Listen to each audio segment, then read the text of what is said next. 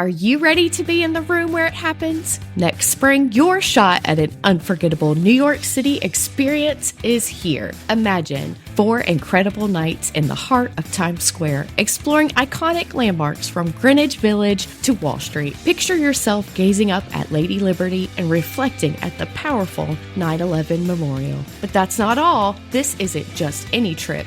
It's your chance to witness the revolutionary energy of 2 Broadway shows, including the one you've been waiting for, Hamilton. We're taking care of everything. Round-trip flights from Dallas or your closest airport, comfortable hotel transfers, 5 delicious meals, and easy transportation throughout the city are all included. Don't throw away your shot. Visit TravelBugGirls.com to book your Broadway dream trip today. That's TravelBugGirls.com. Be a part of history. Experience New York City and the magic of Hamilton.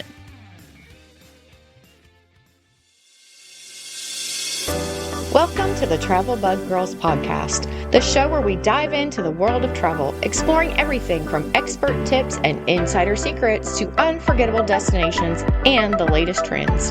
Whether you're a seasoned globetrotter or planning your very first adventure, we've got you covered with the advice and inspiration you need to make your travels truly unforgettable. So sit back, relax, and let's take your travel planning to the next level. Hello, everybody, and welcome to the Travel Bug Girls podcast. I'm so glad you guys are here with us today. I'm Kimmy, your host, and I'm here with Heather, Kara, and Cassie. And today we are going to talk about Wondering Well, your guide to health and safe travels. So we're going to be talking about physical health and mental health while you're traveling, and also how to travel in a safe way as far as like physically safe and with your like documents and stuff like that, and what to do in an emergency. So let's just start with, before we even go on the trip, what do we need to do for our health to get prepared for our trip? Cassie, anybody? My advice would be, as a nurse, start taking multivitamins. Obviously, anything that is impactful to your health, if you take other kind of medications for other illnesses, always ask your healthcare provider before starting or stopping anything. But just as a general rule, I would say the more vitamin C you can get in your system, the better it's going to go for you. Oh, that's a great tip. One thing I think we've talked about before in the past, and something you might not think about that's health related, but it really is get travel insurance for your trip. Yes. Because if something goes wrong, especially that's health related, and you need medical care, that travel insurance most of the time is going to be a lifesaver for you. Yes. So I would definitely say grab that, and you want to do that at the beginning when you book your trip. Mm-hmm. So just a FYI, a little story, because if it, like I said before, if it could happen, it's happened to my family. Also, if you take prescription medication, make sure that your prescription will last for the entire duration of the trip. I would also say take an extra day or two. With that being said, my dad takes heart failure medication. Super important medicine. He waited till the day before, year before last, we were going to Disney. He waited till the day we were leaving. And that's a medicine that they won't fill, it's a very expensive medication. They won't fill it, a week before you're out or whatever. It's a medication the pharmacy around here has to order. They don't keep it on hand because it's very expensive. So needless to say, we had to leave for Disney, and he had 2 days worth of his medication. We managed to, thank God we have family that's willing to drop things and help us. When they got the medication in the pharmacy, my uncle went and picked it up, and he actually FedExed it to the resort that we were staying in on the day that he was out. We were even I was going to pay out of pocket for just 5 pills to last, the duration. And the pharmacy wouldn't even talk, they wouldn't even talk about it because it was crazy expensive. So just make sure that you are aware of what you take, how you take it, that you have enough that's going to last. If your prescription would be out for whatever reason, you would need that refilled before you leave, because doctors away from here are not going to prescribe you that's something that should be taken care of beforehand. So just be advised. great advice. Yeah, for sure. Something else that I do, and I know Cassie you do, I'm sure everybody is pack a first aid kit to take with you, especially if you have kids. So what do you put in your first aid kit? As a general rule, I don't take things that I can buy once I'm there, with the exception being Tylenol or Motrin, because for children, because we've had instances before where we've been in the airport and my child has started running a fever, so you can't find children's over-the-counter Tylenol and Motrin a lot of times in the airport. So I generally carry it in a carry-on. So I take a bottle that's about half empty. So it doesn't it's not too much liquid to go on the plane or whatever. Also in med kit type scenarios, my children have allergies. We get, it's called Bromafed. It's a pseudoephedrine type. It's an antihistamine, decongestant, cough suppressant is what it's together. I will generally take a little bit of that just in case they were to get something viral that would need treated while we were away. Also, any kind of anti-nausea stuff. We have to have anti-nausea everything. We have to have Dramamine. We have to have Zofran. We have to have the whole gambit of anti-nausea stuff with us. I also, anything for kids, Neosporin, the Neosporin that has lidocaine in it. Let me tell you, if you walk in Disney and you get blisters, that stuff is fantastic. It stops the pain wherever you put it. And it's relatively new because I've been a Neosporin connoisseur for many a year. And I just now found the one that has lidocaine in it. So I don't know if it's because we live in the country. If it's been out a long time, I didn't know about it, but it's fantastic. Also, alcohol preps are fantastic to clean wounds with. I use them if I'm going to pop blisters.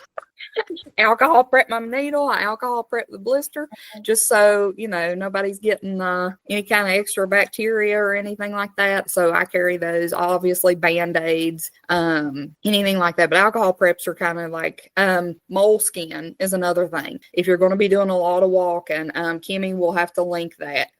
It was a few years before I discovered moleskin. If you have feet that blister, moleskin is like a game changer. It is fantastic. Also, paper tape. If you have something that needs to stay somewhere, that a Band-Aid like is slicky, or you walk a lot on Band-Aids and they kind of roll off your toes, that paper tape is really good to kind of help hold things on there. So that's generally what I have. And of course, any kind of I take a few pain relievers, like in something, like my husband likes Aleve, I like Tylenol. Things like that we take with us, and obviously any kind of prescription medication, but that's our general first aid kit. Okay. I know something else you have to check is, especially if you're going to like a third world country, or you need to check like vaccinations, check health risks for that area. Some areas will have a different health risk for pregnant women that they need to check. So things like that. Check on like what kind of medical facilities are going to be available especially if you have like special medical needs. What about staying healthy while you're there? I know like food and water things are kind of something you have to be careful of depending on what country you're in. So do you guys have any tips for that? It's a good idea if you're going to a country you're not familiar with to Google, is it safe to drink the water here? Is it safe to, eat fresh fruits and vegetables here?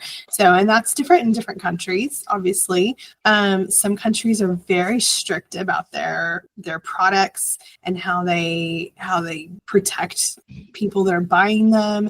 And so that's, there are some places that are safer to be adventurous in your eating than others. But that's just something that's easily Googleable. You can Google it and find out very easily and then take some precautions. If you learn that you're going into an area that has, for example, local water is maybe unsafe for people that are coming from outside because they're not used to it, then that's something that you want to be aware of so that you are planning ahead. Make sure you have access to bottled water. Make sure you're going to a resort or hotel that has an extreme filter situation and has water available for you to drink, and is buying the right kind of products to protect you. And maybe also plan ahead to have something in your bags that, just in case you end up with stomach issues, that you have something to help manage that situation so you're not totally miserable. But another thing is to do a quick search and see, is there a nearby pharmacy to my hotel? That is like a 2-minute search that is going to make you feel so much more comfortable if you actually need that.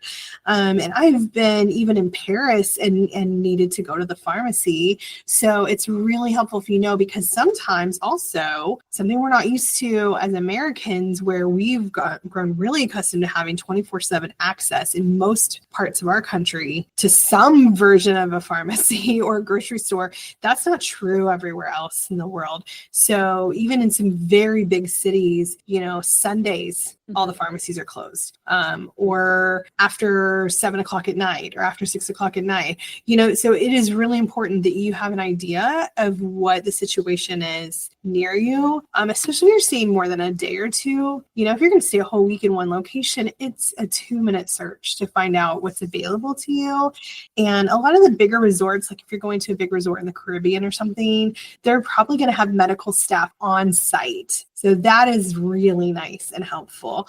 So you don't have to worry too much in those situations. But if you're in a hotel in a big city in Europe, for example, or if you're somewhere really remote, even more so, you need to know what's available to you. And I will say, on that same topic, it's always know what's close by. We had a trip to Destin, Florida several years ago. I can't speak to Europe. I've never had to do this out of the country. So we get down there and my son got sick in the airport. And so he was feeling better by the time we got down there. He was able to get in the pool. We've been on the beach, that kind of thing. One morning he woke up and his eyes I had to soak a hot rag to get his eyes to even be able to open. And they were just hideous, just runny, pussy, gross eyes. So I'm really good friends with our eye doctor, who is fantastic. They're just A+. If I could shout them out, I would. So I called them in a panic, which he's used to me. Like, I don't panic over anything. And if I tell you I need something, I need it. So he's like, oh, just take some pictures of his eyes. Send me the picture. He messages me right back, has he been in the pool? And I was like, yes. And he said, this is reaction to chlorine. From the pool. So he said, what's the nearest drugstore? So I screenshot. He called in eye drops like within 2 hours. We had eye drops. He was back in the pool. Like, we were living our best lives. So nice. So I will say, if you do have a good rapport, kids are always, I feel like, a roll of the dice. You can plan and plan and plan, and like something just happens and you can't do anything. So always try your doctors, and sometimes they're really good. The first time we ever went to Tennessee, my son got sick the very next day. It was allergies. He was a baby, and I was crazy, as new moms can be, and so worried that something terrible was happening. And he had started teething and he had allergies. So they called us in. First, they called in the wrong medicine. We went to the same Walgreens like 5 times. Anytime we're in Tennessee, we will always say, like, that's her favorite Walgreens, because we were there every day. It was like a week-long trip, but the doctor worked really good, and they were very studious, and they got him some medicine called in for me. And, they didn't have to do that, but I was so thankful that I didn't have to take him to a doctor that knew nothing about him. And, they were able to treat him like that. So it was very helpful. So yes, know your what's close to you. I think too. Oh, I'm sorry, Carrie, go ahead. No, you're fine. I was actually going to piggyback off of what you had said earlier. When you are doing your research for what water is drinkable, what tap water is drinkable in other countries, you had mentioned it's, even if don't ask a local, in other words, like, do your research beforehand and specify that for people from the US or the people from wherever you're from, because our bodies have adjusted to what we have around us. So what is what's comfortable for somebody who's grown up in a different climate might not be comfortable for us who's grown up in our climate going to drink the water in this other country that has whatever it has in it. Doesn't mean it's bad, but it might not agree with us. Same thing, well, not exactly similar with when you're researching pharmacies. Make sure you know what they're called in that country. Yes. And the whatever things you think you might need, make sure you know what those are called / labeled in the other country, and maybe a couple phrases or words, keywords that you might need in case you need to ask somebody. That's what I was going to say, Kara, is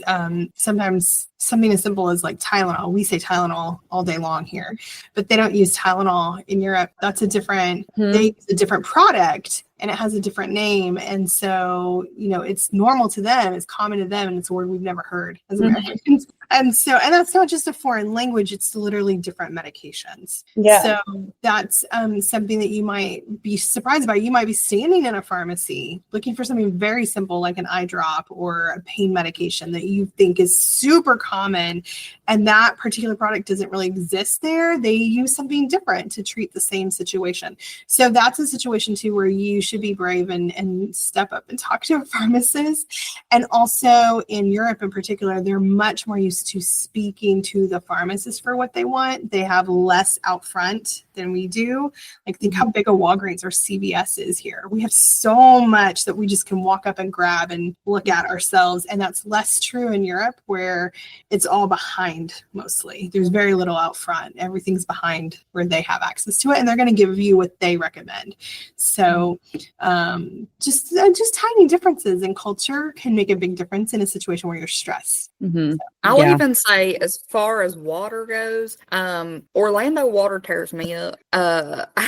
Everybody's like, oh, don't pay for a bottle of water in Disney. Drink the tap water. Sis, I can't drink the tap water. Okay, I got to pay $4 for a bottle of water. But what we do is buy water, have it sent to the room, and bring it to the parks with us. So I will say, even in the United States, just like you said, Kara, if you're used to one specific kind and you go, say, to California or, somewhere in the middle of the country, even their tap water might be too much for your gut at the time, because traveling is stressful. Whether we want to think that traveling, we love to travel, there's negative stressors and positive stressors. Your body is stressed to begin with. Mm-hmm. So, anything it's not saying that place is gross or, whatever. It's just, you need to know what's okay for your body and be okay with that. That's a good point, because even where I live currently, there's Gen X in our tap water. So like, if you guys came to visit me, you shouldn't drink the tap water, even though we're all from the same country. So yeah, just having an awareness, I guess, of what's going on and wherever you're going. Mm-hmm. I think that kind of leads into like what you're talking about, Cassie, as far as like your body being under stress. I think something that affects a lot of people when they travel is jet lag. Yes. So what are your tips for jet lag? Because that can really, like, if you're not prepared for that, it can really mess up your trip, and you can lose days of travel. So what do you guys have like any secret tips, or like what have you found that helps? I have a very strict regimen when I'm flying. So I'm not sure if any of it's right. So Cassie, the medical professional, might correct me after, and then I will have learned. But I am very strict with myself because I have grown so miserable as I've gotten older. And now I know that I have some medical conditions that were contributing to some of this. And I didn't know that before. But to me, it's a combination of jet lag and also some of the natural processes that can happen to our body through flying. And I can literally end up in a situation where the next day I can't walk if I'm not careful. So not only do I have jet lag, but I also can't keep up the pace while we're going and seeing all the amazing things the next day. So those two things can make me really miserable on the very first day of my trip if I'm not careful. So the first thing I do is I limit my sodium intake like up to like 48 hours before I go. Definitely the day before I'm flying, I am being extremely careful to drink flat water, not sparkling water. You know, I'm not drinking soda. I'm drinking flat water. I'm careful not to eat a lot of salty foods. So that is going to help manage the liquid building up in my legs when I'm flying. So, which has only happened to me a couple of times, but it's so painful, guys. And it's embarrassing when you're younger and it's happening. And you think of it as an older person's problem. And now I am approaching that direction. But, you know, the first time it happened to me, I think I was 30. And you're just like, what is going on? You know? So the problem is it can take a little while for it to kind of recover. So once that swelling has started in your ankles or your feet or legs, it can be really painful and hard to overcome. And the worst thing is when you've flown 8 hours to Europe and your first day is packed with, and we're going to walk all over town and see all of this before we go to bed that night. No, you're not. Like, you're going to be so miserable. My advice is first, hydrate. Second of all, limit your sodium. And then the third is that how you plan your first day really matters. If you're going an extended, I'm not talking like a 2-hour, time difference. When you're approaching a 6-hour time difference or greater, then, and any American going to Europe is automatically in this situation. So if you go to Europe or further, you're automatically in this situation as an American. So once we are in an extended time difference, then how you spend your first day is going to help so much by planning to stay awake until after dinner, keep yourself busy and moving and interested in what's happening as much as possible until at least 6 or 7 o'clock at night. Then give yourself permission to immediately go to bed. Thank you for tuning in to this week's episode of the Travel Bug Girls podcast. Be sure to subscribe to get our new episodes every week. We'd love to connect with you on social media. Share your answer to this week's podcast question with us at facebook.com/travelbuggirls. You can find us on your favorite social media by using @travelbuggirls. Want to join our VIP group? You'll find us on Facebook groups under TBG Travel Bugs. Learn more about the Travel Bug Girls and what we do on our website at travelbuggirls.com. Until next time, keep exploring, keep dreaming, and safe travels.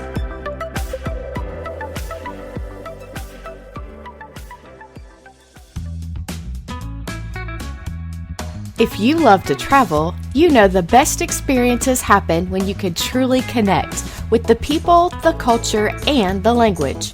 That's where Speak Language Center comes in. Speak isn't just about memorizing a few phrases. It's about immersing yourself in the language and culture before you go.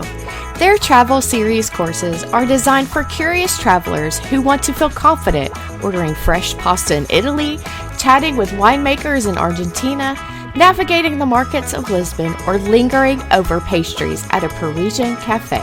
With live expert instructors, not AI, Speak helps you go beyond the basics, offering cultural insights, real-world conversation practice, and even travel-infused learning experiences. You can join a scheduled group class, or Speak can create a custom course just for you and your travel pals, tailored to your trip, time zone, and availability. Whether you're planning a dream trip to Tuscany, the vineyards of Mendoza, the French Riviera, or the streets of Porto, Speak helps you make the most of every moment. Check out their courses at speaklanguageacademy.com and start speaking your next destination. Use code TRAVEL10 for 10% off your first Traveler's Prep course. That's code TRAVEL10 for 10% off.